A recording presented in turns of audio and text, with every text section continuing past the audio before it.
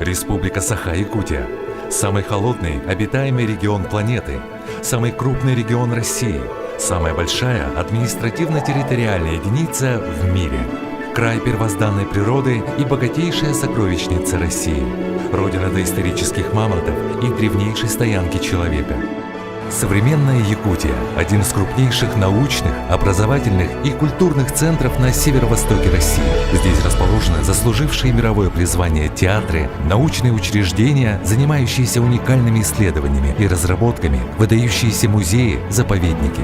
Сегодня республика выступает как инициатор и организатор масштабных культурных, спортивных и научных мероприятий, направленных на укрепление межнациональных и межкультурных связей между странами и регионами.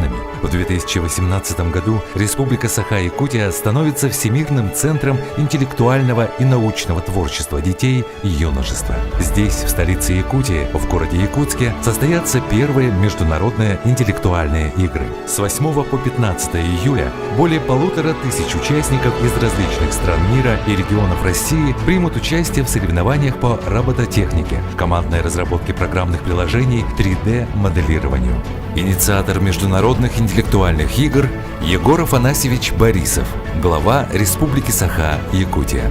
В рамках игр состоятся олимпиады, конференции, симпозиумы, лекции и мастер-классы известных ученых, деятелей науки и культуры, выставки научно-исследовательских работ школьников. Первые международные интеллектуальные игры – это уникальная коммуникационно-образовательная площадка для детей, занимающихся научными исследованиями и проектами. Это международное сотрудничество в области образования. Это фестиваль науки, знаний и передовых технологий.